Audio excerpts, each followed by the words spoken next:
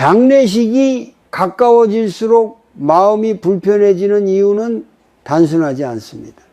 그 불편함의 중심에는 죽음이라는 단어가 있습니다.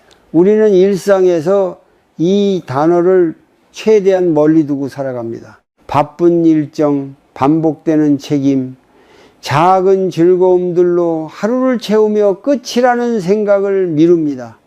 그러나 부고 한 통은 그 미뤄둔 생각을 한순간에 앞으로 끌어옵니다. 그래서 발걸음이 멈춥니다. 장례식이 두려운 이유는 슬픔 때문만이 아니라 삶의 유한함을 더 이상 부정할 수 없게 만들기 때문입니다. 불교에서는 이를 무상이라 부릅니다. 모든 것은 변하고 머무르지 않으며 예외가 없습니다. 머리로는 알고 있지만 마음으로 받아들이는 일은 다릅니다. 중년이 되면 무상은 더 구체적으로 다가옵니다. 거울 속의 주름, 느려진 회복, 병원 대기실에서 들리는 이름들, 친구의 부모가 세상을 떠났다는 소식은 남의 이야기가 아닙니다. 그 순간 우리는 질문을 피할 수 없습니다. 다음은 누구일까? 그리고 그 다음은 나일까? 이 질문이 바로 두려움의 뿌리입니다. 이 두려움은 생각보다 일상적인 방식으로 모습을 드러냅니다. 몸이 피곤해서, 거리가 멀어서, 시간이 없어서, 겉으로는 합리적이지만 마음속에서는 같은 메시지가 반복됩니다. 아직 준비되지 않았다는 신호입니다. 죽음을 마주할 준비, 상실을 견딜 준비, 감정을 감당할 준비가 되지 않았다는 고백입니다. 그래서 우리는 통제 가능한 선택을 합니다. 웃음이 보장된 자리를 택하고 눈물이 예상되는 자리를 피합니다. 하지만 심리학적으로 볼 때 회피는 불안을 줄이지 못합니다. 오히려 생각을 반복하게 만듭니다. 가지 않았다는 사실은 잊히지 않고 마음속에서 계속 되감기됩니다. 그때 갔어야 했나? 너무 냉정했던 건 아닐까? 이렇게 반복되는 생각은 스스로를 더 지치게 합니다. 불교에서 말하는 고는 바로 이 지점에서 깊어집니다. 상황 자체보다 그 상황을 대하는 우리의 태도가 고통을 키웁니다. 중년 이후에는 또 다른 감정이 겹칩니다. 비교입니다. 아직 부모가 계신 사람을 보며 안도하고 이미 떠나보낸 사람을 보며 불안해합니다.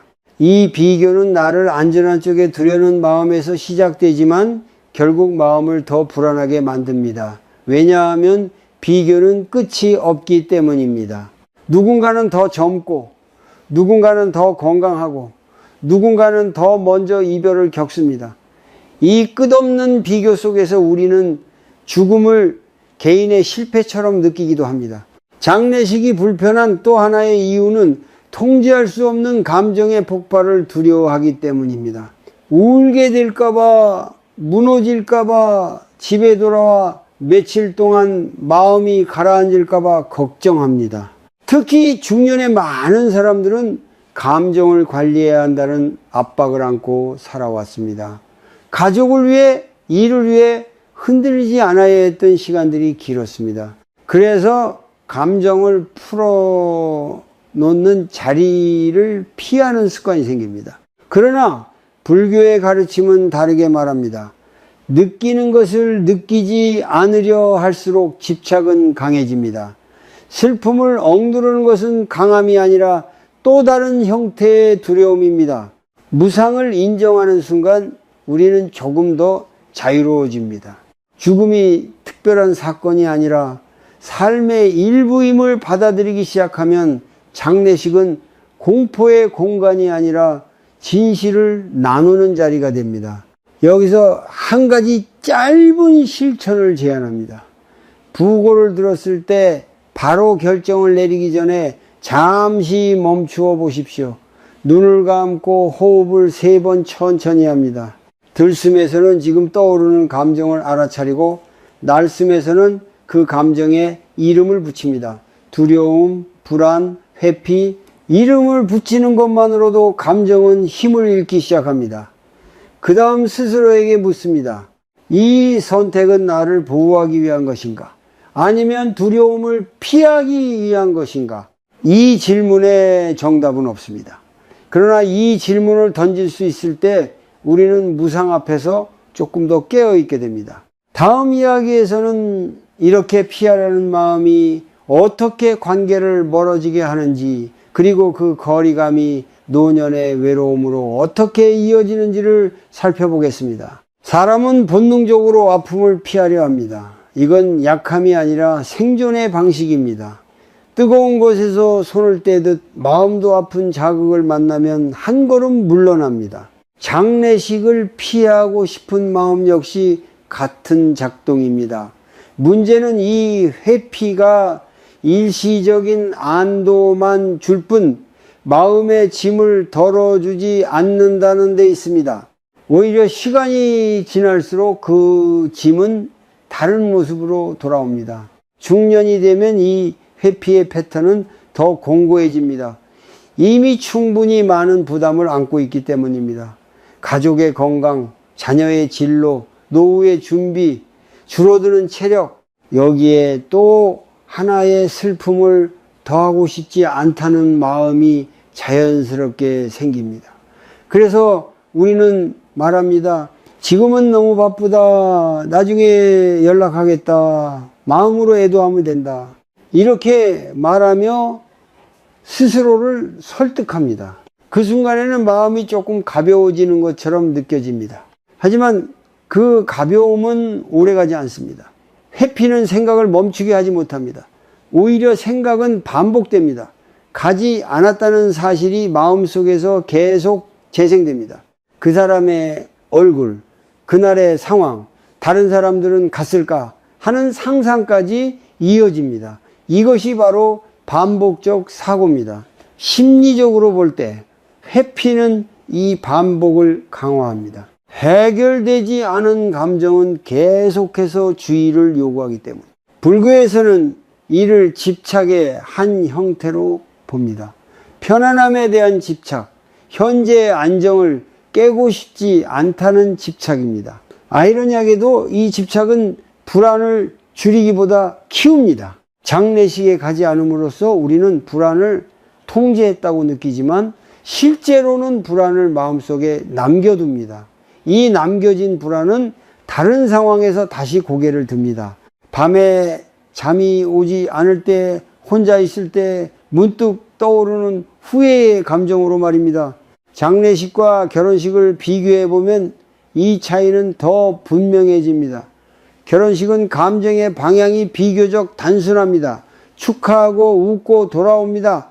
예상 가능한 흐름이 있습니다. 반면 장례식은 다릅니다. 슬픔, 연민, 죄책감, 공포가 한꺼번에 섞여 있습니다. 이 복합적인 감정은 통제하기 어렵습니다. 그래서 우리는 그 자리를 피하고 싶어집니다. 하지만 통제되지 않는 감정을 피할수록 우리는 감정 자체를 다루는 힘을 잃어갑니다. 중년 이후의 삶에서 이 문제는 더 중요해집니다. 왜냐하면 상실은 점점 잦아지기 때문입니다. 부모, 친척, 친구, 지인 한 번 회피가 익숙해지면 다음 상실 앞에서도 같은 선택을 하게 됩니다. 그렇게 하나둘 발걸음을 거두다 보면 관계의 장면에서 점점 빠지게 됩니다. 처음에는 선택처럼 보이지만 나중에는 습관이 됩니다. 그리고 그 습관은 외로움으로 이어집니다. 여기서 중요한 전환점이 있습니다. 회피와 선택을 구분하는 일입니다. 회피는 자동 반응입니다.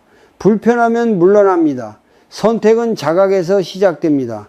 불편함을 느끼면서도 그 불편함을 견딜 수 있는지 자신에게 묻는 과정이 있습니다. 이 과정이 바로 찬림, 즉 알아차림입니다. 알아차림은 감정을 없애지 않습니다. 대신 감정과 나 사이에 작은 공간을 만듭니다. 이 작은 공간에서 우리는 다른 가능성을 봅니다. 가지 않으면 당장은 편하지만 마음에 남는 무게가 있다는 사실. 가면 힘들 수 있지만 그 힘듦이 끝난 뒤 남는 평온이 있다는 사실. 이 비교는 계산이 아니라 체험을 통해 분명해집니다. 많은 사람들이 말합니다. 가기 전까지는 그렇게 싫었는데 다녀오고 나면 마음이 오히려 가벼워졌다고. 이것이 회피가 주지 못하는 선물입니다. 짧은 실천을 하나 더 제안합니다. 망설임이 생길 때 종이에 2줄을 적어 보십시오. 가지 않을 때의 마음, 갔을 때의 마음을 상상해 적습니다. 현실적인 불편함과 감정적인 여운을 구분해 보십시오. 이 글쓰기는 생각을 밖으로 꺼내어 반복의 고리를 끊는 데 도움이 됩니다. 생각은 머릿속에 있을 때 커지고 글로 나오면 작아집니다. 회피는 우리를 보호하는 것처럼 보이지만 오래 보면 우리를 좁은 세계에 가둡니다. 다음 이야기에서는 이 회피가 관계를 어떻게 서서히 마르게 하는지, 그리고 그 결과가 노년의 고립으로 어떻게 이어지는지를 더 깊이 살펴보겠습니다. 우리는 흔히 말합니다. 마음이 편한 쪽을 선택했다고. 그러나 조금만 더 들여다보면 그 편안함이 진짜 평안인지 아니면 불안을 피하기 위한 선택인지 헷갈릴 때가 많습니다. 장례식 앞에서의 망설임도 그렇습니다.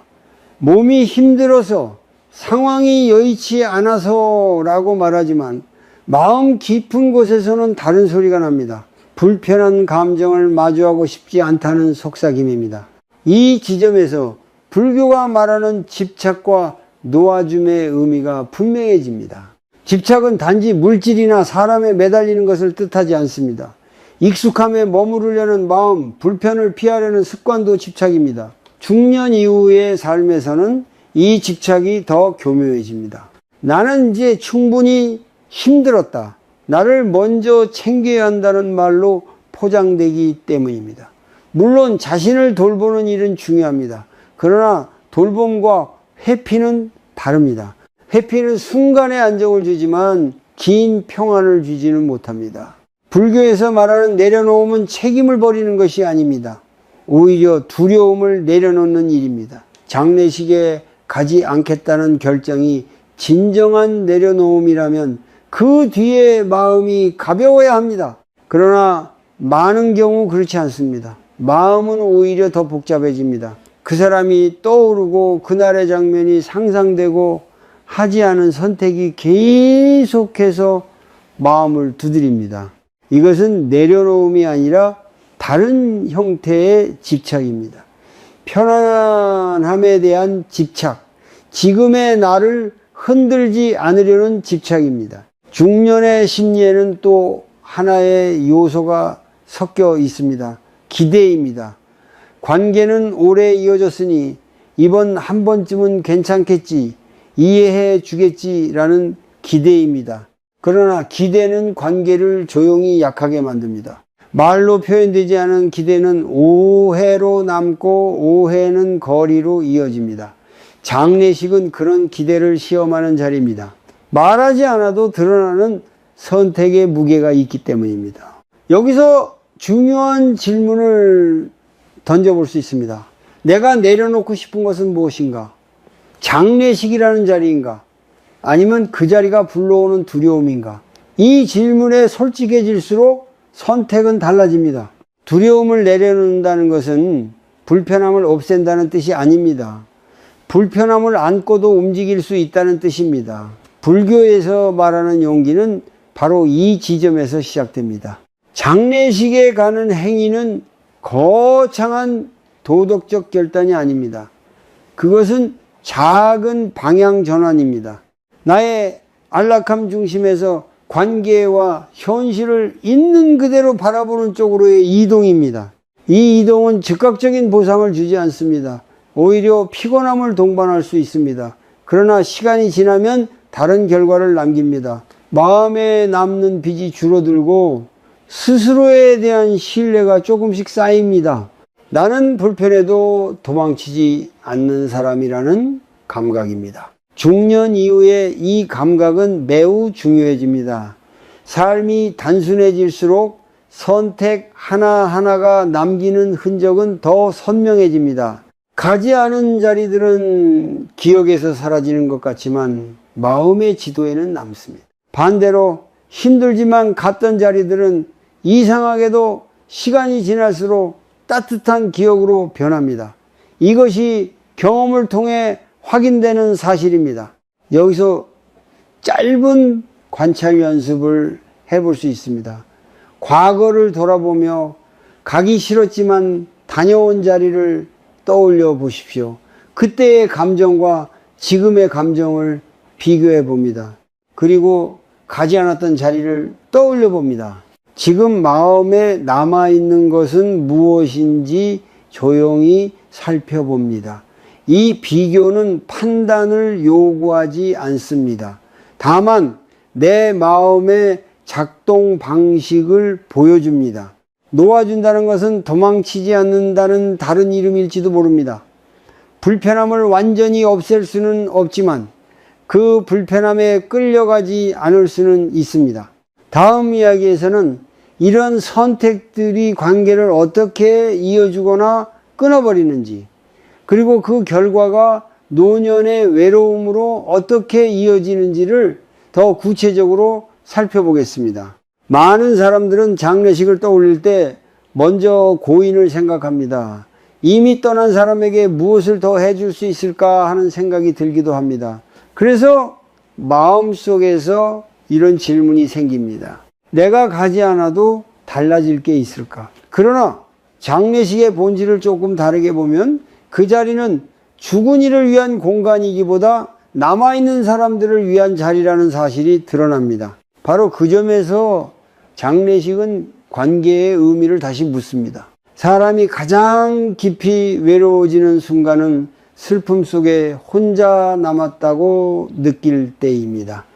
중년 이후의 상실은 특히 그렇습니다. 부모를 떠나보내는 일, 배우자를 잃는 일, 오랜 친구와의 이별은 삶의 뿌리를 흔듭니다. 이때 필요한 것은 완벽한 말이나 해결책이 아닙니다. 곁에 누군가 앉아 있다는 사실, 말없이 시간을 함께 보낸다는 경험입니다. 장례식에서의 존재는 바로 그 역할을 합니다. 불교에서 말하는 자비는 거창한 행동이 아닙니다. 고통을 없애주겠다는 약속도 아닙니다. 고통 곁에 머무를 수 있는 마음입니다. 장례식에 가는 행위는 이 자비를 가장 단순한 방식으로 실천하는 장면입니다. 말을 잘하지 못해도 무엇을 해야 할지 몰라도 괜찮습니다. 그저 자리에 있다는 사실만으로도 상대의 고통은 덜 고립됩니다. 인간은 혼자 슬퍼할 때보다 누군가와 함께 있을 때 회복의 길을 더 쉽게 찾습니다. 중년의 삶에서는 이 진리가 더 선명해집니다. 젊을 때는 상실 뒤에도 다시 채워질 것 같은 착각이 있습니다. 새로운 만남, 새로운 역할이 기다리고 있을 것이라는 기대입니다.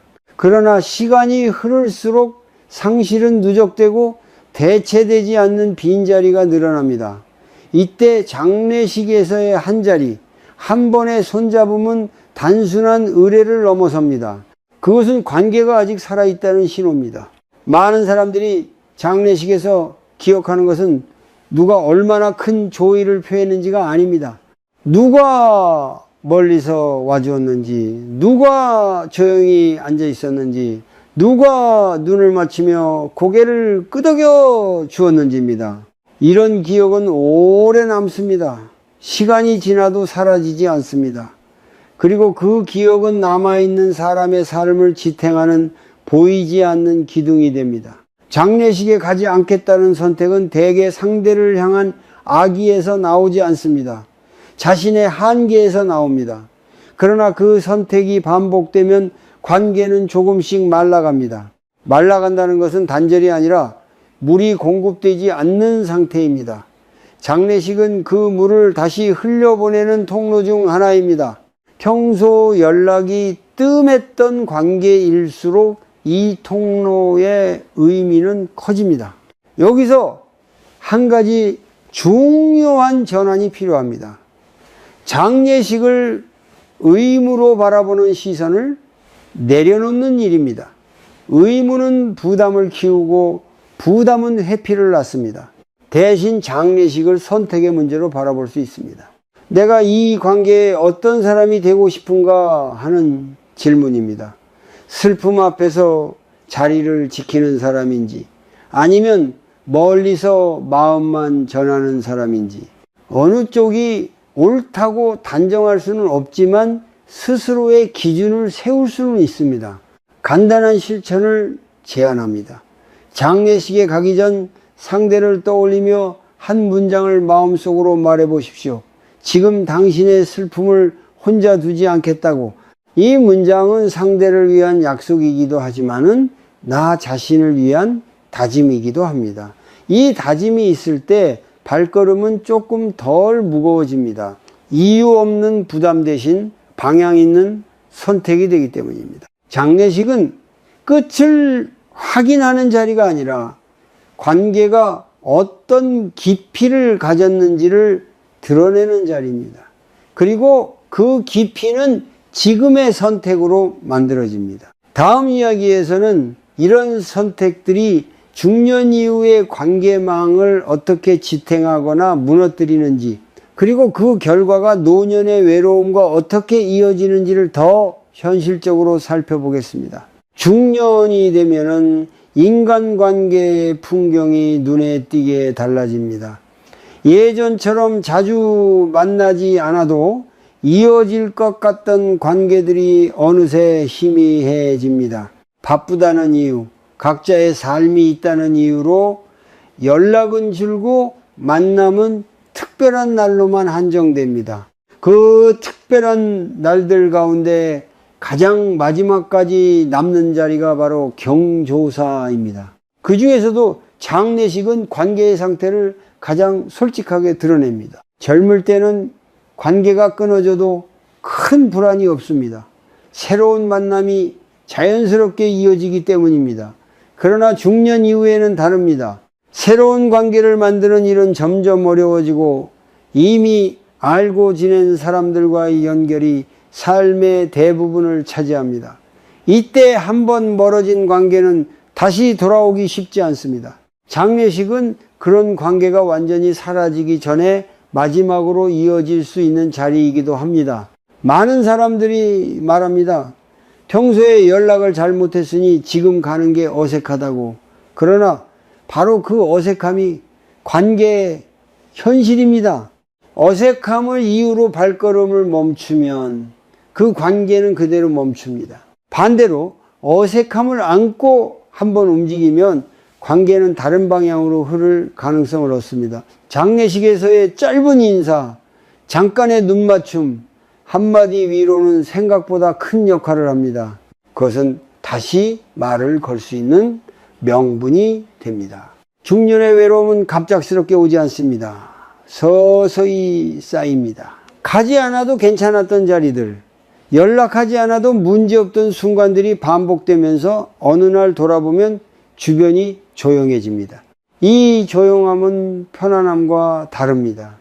누군가에게 기대기 어려운 상태, 나의 소식을 전할 사람이 줄어든 상태입니다. 많은 사람들이 이 지점에서 외로움을 자각합니다. 그러나 그 원인을 정확히 짚기는 어렵습니다. 불교에서 말하는 연기는 여기서 중요한 통찰을 줍니다. 지금의 상태는 갑자기 만들어진 것이 아니라 이전의 선택들이 이어진 결과라는 가르침입니다.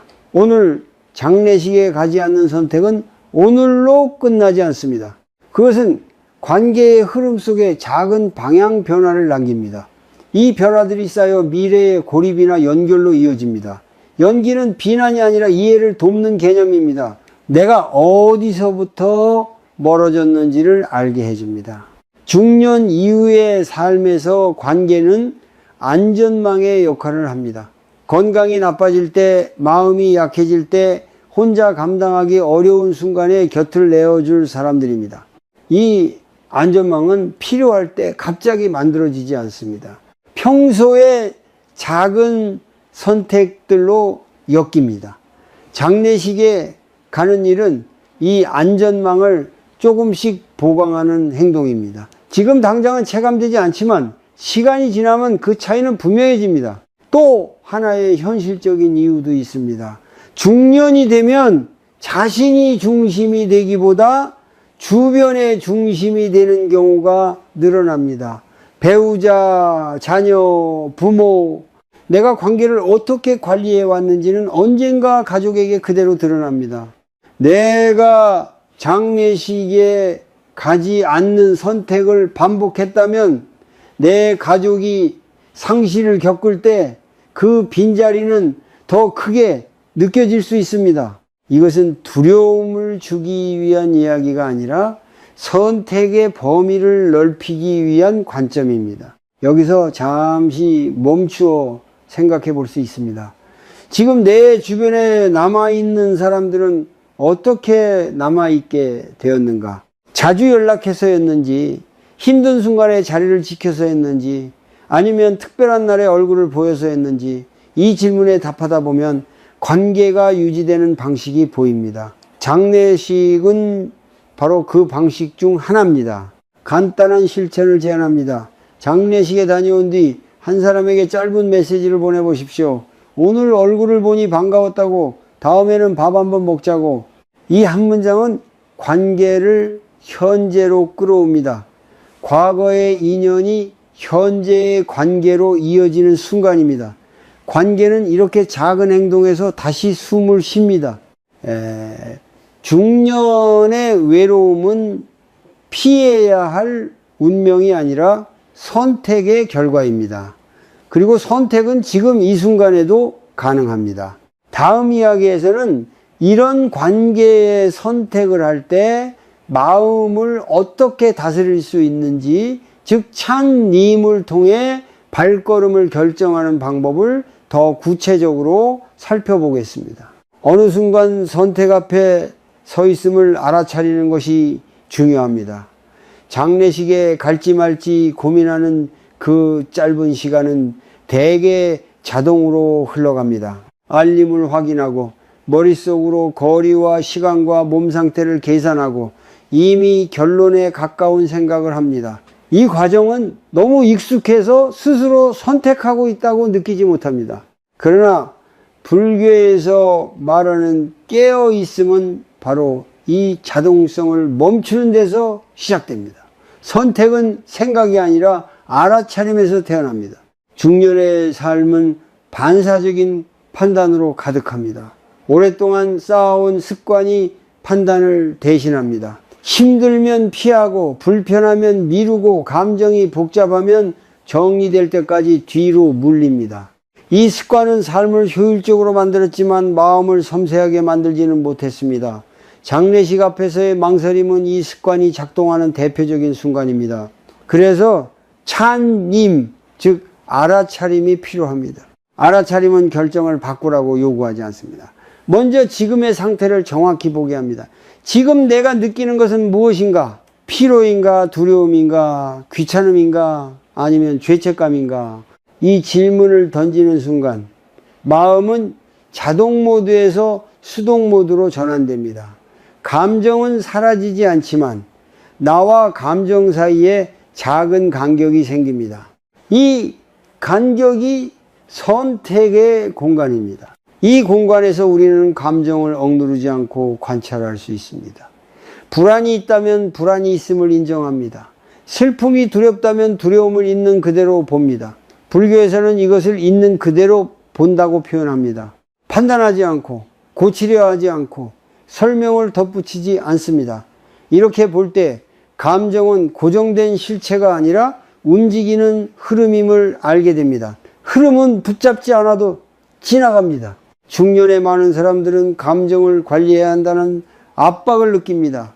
흔들리면 안 되고 무너지면 안 된다는 생각이 깊이 자리 잡았습니다. 그래서 장례식이라는 자리는 감정의 통제를 위협하는 장소처럼 느껴집니다.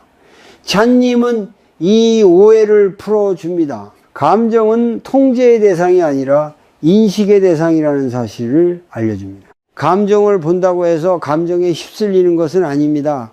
오히려 보지 않을 때 더 크게 휘둘립니다. 여기서 짧은 실천을 제안합니다.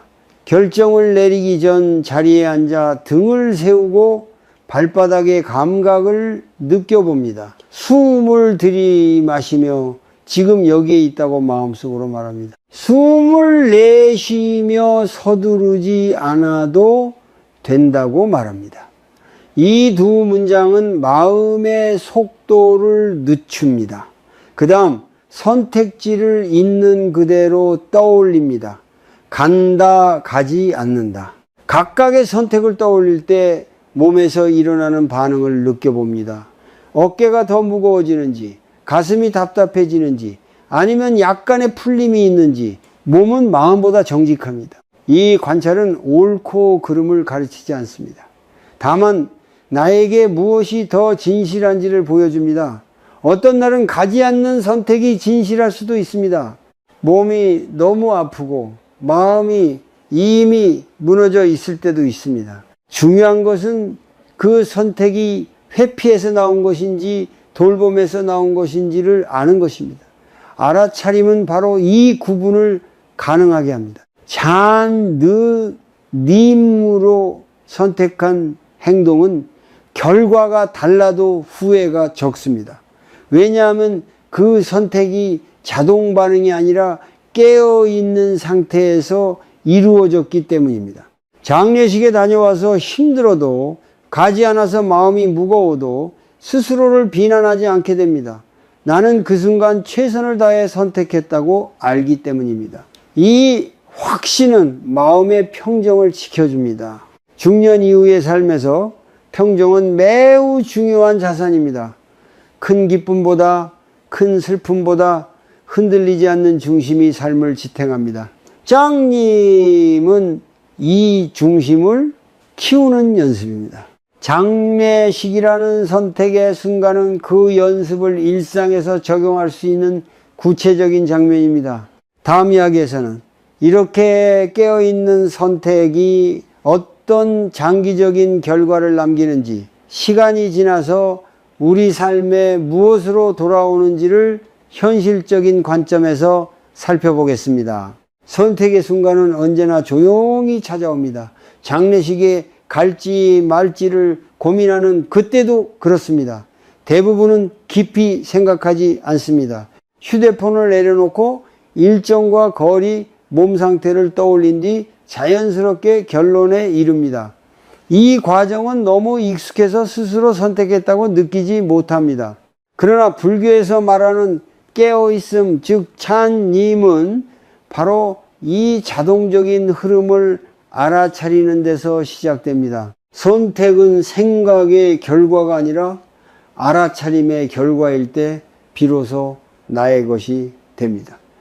중년의 삶은 자동화된 판단으로 가득 차 있습니다. 오랜 시간 반복해온 역할과 책임이 생각을 대신합니다. 힘들면 피하고, 복잡하면 미루고, 감정이 흔들리면 눌러두는 방식으로 살아왔습니다. 이 방식은 효율적이지만 마음을 세밀하게 다루는 힘은 약화시킵니다.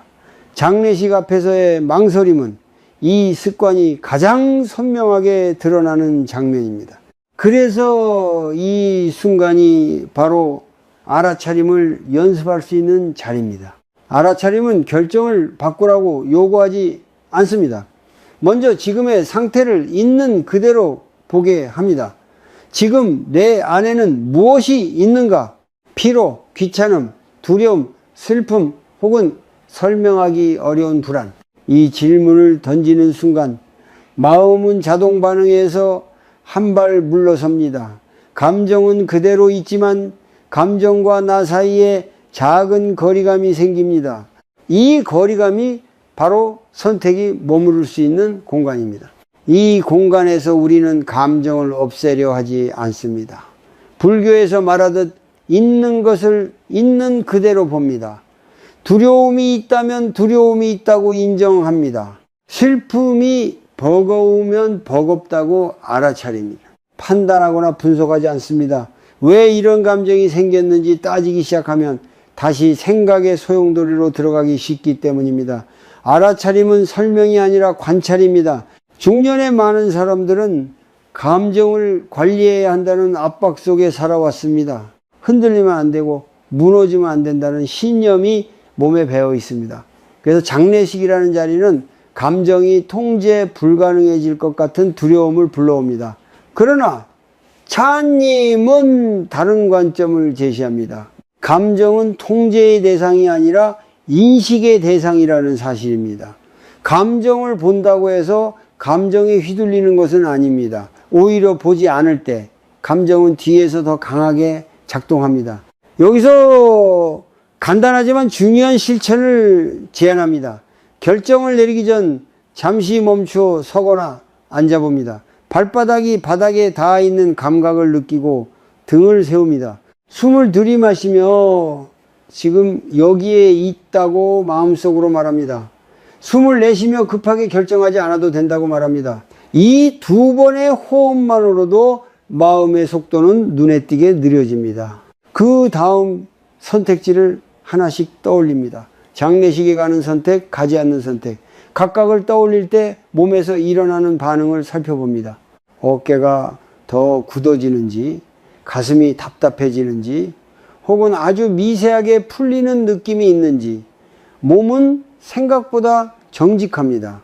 머리는 합리화를 잘하지만 몸은 진실에 가까운 신호를 보냅니다. 이 신호를 판단하지 말고 기록하듯 관찰해 보십시오. 이 관찰은 옳고 그름을 가르치지 않습니다. 다만 지금 이 순간 나에게 무엇이 더 진실한 선택인지 힌트를 줍니다. 어떤 날은 가지 않는 선택이 돌봄일 수 있습니다. 몸이 이미 한계에 와 있고 마음이 무너질 것 같을 때도 있습니다.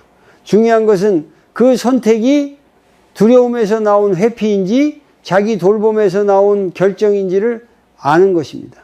알아차림은 바로 이 구분을 가능하게 합니다. 짠님으로 선택한 행동은 결과가 어떻든 후회가 적습니다. 장례식에 다녀와서 피곤하고 마음이 무거워도 가지 않아서 아쉬움이 남아도 스스로를 심하게 비난하지 않게 됩니다. 나는 그 순간 깨어 있었고 도망치지 않고 나의 상태를 보고 선택했다는 사실을 알기 때문입니다. 이 감각은 중년 이후의 삶에서 매우 중요합니다. 선택의 결과보다 선택의 태도가 마음의 평안을 좌우하기 때문입니다.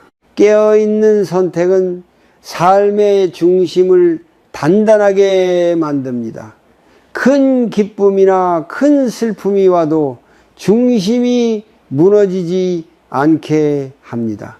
장례식이라는 선택의 순간은 이 연습을 일상에서 할 수 있는 구체적인 장면입니다.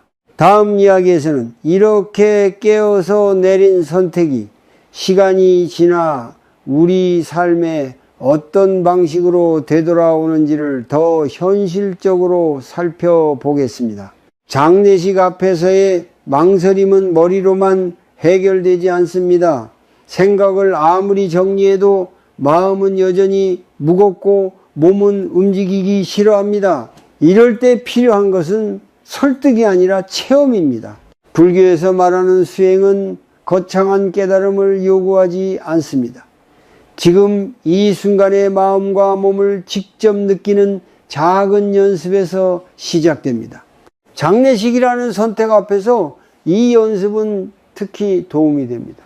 먼저 이해해야 할 것이 있습니다. 두려움은 생각이 아니라 반응입니다. 부고를 들었을 때 가슴이 답답해지고 몸이 굳고 한숨이 나오는 것은 의지가 약해서가 아닙니다. 몸이 위험 신호로 인식했기 때문입니다. 죽음과 상실은 인간에게 가장 원초적인 위협으로 각인되어 있습니다. 그래서 몸은 먼저 반응하고 생각은 그 뒤를 따라옵니다. 이 순서를 이해하면 왜 단순한 결심으로는 발걸음이 떨어지지 않는지도 알게 됩니다. 그래서 여기서는 몸을 포함한 실천이 필요합니다. 아주 단순하지만 효과적인 방법입니다. 시간을 따로 낼 필요도 없습니다. 부고를 확인한 직후 혹은 결정을 미루고 있을 때 바로 할 수 있습니다. 먼저 앉거나 서서 발바닥의 감각을 느껴봅니다. 바닥에 닿아 있는 무게, 균형을 지탱하는 느낌을 알아차립니다. 이것은 지금 여기에 몸이 있다는 사실을 확인하는 단계입니다. 그 다음 호흡으로 주의를 옮깁니다. 코로 숨이 들어오고 나가는 감각을 따라갑니다. 억지로 깊게 쉬려고 하지 않아도 됩니다. 자연스러운 호흡을 3번만 따라가 보십시오. 첫 번째 숨에서는 지금 내 안에 어떤 감정이 있는지 알아차립니다. 두려움, 불안, 피로 혹은 막연한 거부감. 두 번째 숨에서는 그 감정에 이름을 붙입니다. 세 번째 숨에서는 그 감정이 있어도 괜찮다고 마음속으로 말해봅니다. 이 단계에서 중요한 점은 감정을 없애려 하지 않는 것입니다. 많은 사람들이 이 연습을 하며 감정이 사라지기를 기대합니다. 그러나 목적은 제거가 아니라 인식입니다. 감정은 인식될 때 힘을 잃습니다. 이름 붙여진 감정은 더 이상 막연한 덩어리가 아니라 관찰 가능한 대상이 됩니다. 이 변화만으로도 몸의 긴장은 조금 풀립니다. 이제 선택을 다루는 단계로 넘어갑니다. 장례식에 가는 장면을 잠시 상상해 봅니다. 준비하는 모습, 이동하는 과정, 그 자리에 앉아 있는 나의 모습을 그려봅니다. 이때 머리로 평가하지 말고 몸의 반응을 느껴봅니다. 가슴이 더 답답해지는지 아니면 일정한 긴장 속에서도 어딘가 안정감이 있는지 살펴봅니다. 다음으로 가지 않는 선택을 상상해 봅니다. 집에 남아있는 모습, 일상을 이어가는 장면을 떠올립니다. 이때의 몸 반응도 관찰합니다. 많은 경우 흥미로운 차이가 나타납니다. 가지 않는 선택은 처음에는 편안해 보이지만 시간이 지날수록 가슴 한쪽이 묵직해지는 느낌을 동반합니다. 반대로 가는 선택은 시작할 때 긴장이 크지만 그 긴장 아래에 묘한 정동감이 있는 경우가 많습니다. 이 느낌은 사람마다 다를 수 있습니다. 중요한 것은 정답을 찾는 것이 아니라 내 몸이 보내는 신호를 존중하는 태도입니다. 이 실천을 마친 뒤에는 결정을 바로 내려도 되고 조금 더 시간을 두어도 됩니다. 핵심은 결정의 속도가 아니라 결정의 출발점입니다. 두려움에 끌려가는 선택과 두려움을 본 뒤에 내리는 선택은 결과가 같아도 마음에 남는 흔적이 다릅니다. 후자는 후회를 줄이고 자신에 대한 신뢰를 남깁니다. 중년 이후의 삶에서는 이런 작은 신뢰가 큰 힘이 됩니다. 삶은 점점 통제할 수 없는 영역이 늘어나고 예측은 빗나갑니다. 이때 내가 할 수 있는 것은 결과를 관리하는 일이 아니라 태도를 관리하는 일입니다. 장례식 앞에서의 이 작은 실천은 태도를 단련하는 연습입니다. 두려움을 없애지 않고 두려움과 함께 움직일 수 있는 힘을 기릅니다. 이 연습을 한 번으로 끝내지 않아도 됩니다. 선택의 순간마다 반복해도 좋고 다른 어려운 결정 앞에서도 적용할 수 있습니다. 이렇게 몸과 마음을 함께 사용하는 알아차림은 삶의 무게를 조금 덜어줍니다. 다음 이야기에서는 이런 선택들이 시간이 지나 어떻게 우리에게 되돌아오는지, 특히 노년의 삶에서 어떤 의미를 갖게 되는지를 더 구체적으로 살펴보겠습니다. 시간이 지나고 나서야 보이는 것들이 있습니다. 그때는 몰랐지만 뒤돌아보면 분명해지는 선택의 흔적들입니다. 장례식에 가지 않았던 날들도 그렇습니다. 당시에는 합리적인 이유가 충분했고 스스로를 설득할 말도 많았습니다. 그러나 세월이 흐르면 이유는 흐려지고 감정만 남는 경우가 많습니다. 이상하게도 기억에 남는 것은 가지 못했던 날의 피로가 아니라 그날의 부재입니다. 중년 이후의 삶에서 후회는 점점 무거워집니다. 젊을 때의 후회는 다시 만회할 기회가 있을 것처럼 느껴집니다. 하지만 시간이 지날수록 기회는 줄어들고 관계의 문은 쉽게 다시 열리지 않습니다. 장례식은 특히 그렇습니다. 그 자리는 반복되지 않습니다. 다음에 보자는 말이 통하지 않는 자리입니다. 그래서 선택의 무게는 시간이 지나서야 진짜 모습을 드러냅니다. 많은 사람들이 말합니다. 가지 않았어도 마음으로는 충분히 애도했다고. 물론 애도의 방식은 다양합니다. 그러나 마음으로만 한 애도는 혼자서 끝나는 경우가 많습니다. 공유되지 않은 감정은 오래 머무르며 방향을 잃습니다. 반면 함께한 애도는 말없이도 정리됩니다. 장례식이라는 공간은 슬픔을 사회적 경험으로 바꿔줍니다. 혼자 견뎌야 할 감정이 함께 나누는 감정으로 이동합니다. 불교에서는 업을 행동의 결과로만 보지 않습니다. 마음으로 한 선택도 업이 됩니다. 장례식에 가지 않겠다는 마음이 반복되면은 그 마음의 방향성이 삶의 흔적을 남깁니다. 이것은 벌이나 보상의 문제가 아닙니다. 습관과 성향의 문제입니다. 자꾸 피하는 쪽으로 마음이 기울면 피하는 것이 기본 반응이 됩니다. 반대로 불편함을 견디는 쪽으로 움직이면 그 역시 익숙해집니다. 중년에 많은 사람들은 나중에 더 잘하면 된다고 생각합니다. 지금은 여유가 없고 언젠가는 챙길 수 있을 것이라고 믿습니다. 그러나 삶은 그렇게 기다려주지 않는 경우가 많습니다. 갑작스러운 이별 앞에서는 준비되지 않은 마음이 그대로 드러납니다. 그때 가장 크게 남는 감정은 슬픔보다 후회인 경우가 많습니다. 그때 한 번 더 움직였더라면, 그때 얼굴을 비췄더라면 하는 생각입니다. 이 후회는 조용히 삶의 질을 떨어뜨립니다. 겉으로는 잘 지내는 것처럼 보여도 마음 한편에 쌓여있는 미완의 감정이 에너지를 소모시킵니다. 밤에 문득 떠오르고 혼자 있을 때 더 선명해집니다. 이것이 바로 장기적인 고입니다. 순간의 피로를 피하려다 더 긴 피로를 안게 되는 구조입니다. 여기서 중요한 질문이 다시 등장합니다. 지금의 선택이 미래의 나에게 무엇을 남길 것인가? 이 질문은 도덕적 압박을 주기 위한 것이 아닙니다. 현실적인 기준을 세우기 위한 질문입니다. 오늘의 나와 내일의 나는 다른 사람처럼 느껴질 수 있지만은 결국 같은 삶을 공유합니다. 오늘의 편안함이 내일의 무게가 되지 않도록 살피는 일은 중년 이후의 지혜에 가깝습니다. 간단한 실천을 하나 제안합니다. 선택을 앞두고 미래의 자신에게 한 문장을 보내듯 마음속으로 말해 보십시오. 이 선택을 기억해도 괜찮겠는가? 몇 년 뒤에 내가 이 결정을 떠올릴 때 나를 이해해 줄 수 있을까?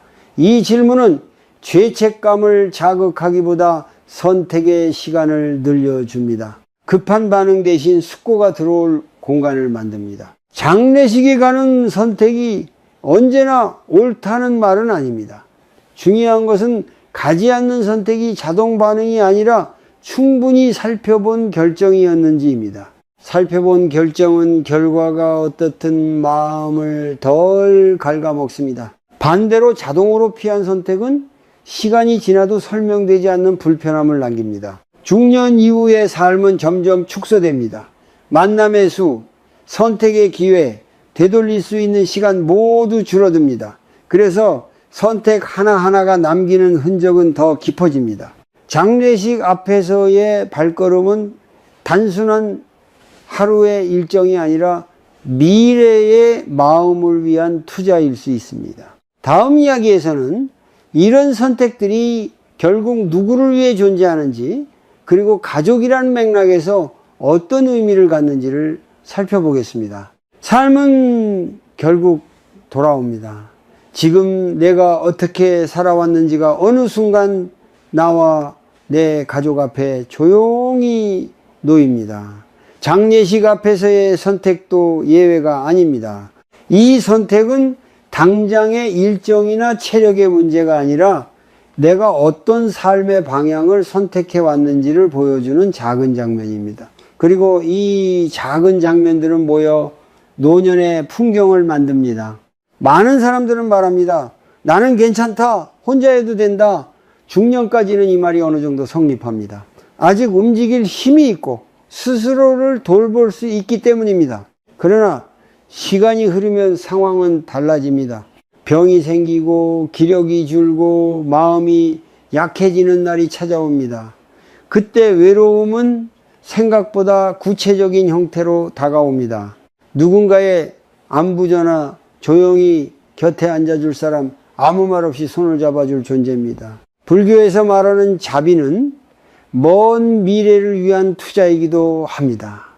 지금 남의 슬픔 곁에 머무는 선택은 언젠가 나의 슬픔이 혼자가 되지 않도록 돕는 씨앗이 됩니다. 이 씨앗은 눈에 보이지 않습니다. 즉각적인 보상도 없습니다. 그러나 관계의 땅 속에서는 분명히 뿌리를 내립니다. 시간이 지나 조건이 맞을 때 그 씨앗은 자연스럽게 모습을 드러냅니다. 여기서 중요한 관점이 하나 있습니다. 장례식에 가는 선택은 나를 희생하는 일이 아니라는 점입니다. 많은 사람들이 이를 의무나 부담으로만 봅니다. 그래서 피곤해집니다. 그러나 방향을 바꾸어 보면 이것은 나의 삶을 가볍게 하기 위한 선택입니다. 마음에 빚을 남기지 않는 선택, 관계를 끊어내지 않는 선택입니다. 이 선택은 결국 나 자신에게 돌아옵니다. 특히 가족의 관점에서 보면은 이 의미는 더 분명해집니다. 장례식장에서 외롭게 앉아 있는 사람은 결국 나 혼자가 아니라 내 배우자이고 내 자식일 수 있습니다. 내가 지금까지 어떤 관계를 맺어왔는지는 그 순간 고스란히 드러납니다. 이것은 공포를 주기 위한 이야기가 아닙니다. 지금 할 수 있는 선택의 중요성을 보여주는 현실적인 시선입니다. 중년 이후의 삶은 새로운 것을 쌓기보다 남겨둘 것을 선택하는 시간에 가깝습니다. 무엇을 남길 것인가? 재산도 중요하지만 관계는 더 오래 남습니다. 장례식에 가는 발걸음 하나는 관계를 남기는 선택입니다. 오늘의 불편함을 감수하고 내일의 고립을 줄이는 선택입니다. 이 선택은 크지 않지만 방향은 분명합니다. 여기서 마지막으로 아주 단순한 실천을 제안합니다. 다음에 장례 소식을 들었을 때 마음속으로 이 질문을 던져보십시오. 이 발걸음이 나를 어떤 사람으로 만들 것인가? 이 질문은 결정을 강요하지 않습니다. 다만 선택의 기준을 바꿉니다. 편한가 불편한가가 아니라 어떤 삶을 살고 싶은가로 기준을 옮깁니다. 불교에서 말하는 해탈은 현실을 떠나는 것이 아닙니다. 현실 속에서 덜 얽매이는 것입니다. 두려움에 덜 얽매이고 회피에 덜 얽매이고 후회에 덜 얽매이는 삶입니다. 장례식 앞에서의 선택은 이 연습을 할 수 있는 구체적인 장면입니다. 완벽하게 할 필요는 없습니다. 매번 오를 필요도 없습니다. 다만 조금씩 더 깨어서 선택하면 됩니다. 노년의 평안은 어느 날 갑자기 주어지지 않습니다. 오늘의 작은 선택들이 쌓여 만들어집니다. 지금 누군가의 슬픔 곁에 머무는 선택은 언젠가 나의 삶이 흔들릴 때 나를 붙잡아 줄 힘이 됩니다. 이 힘은 사람의 수가 아니라 관계의 깊이에서 나옵니다. 삶의 마지막까지 함께 가는 것은 돈이나 지위가 아니라 사람입니다. 그리고 그 사람들은 지금의 선택으로 결정됩니다. 오늘의 발걸음이 내일의 외로움을 덜어줄 수 있다면 그 발걸음은 충분히 의미가 있습니다. 이 이야기가 당신의 다음 선택 앞에서 조금 더 부드럽고 단단한 기준이 되기를 바랍니다.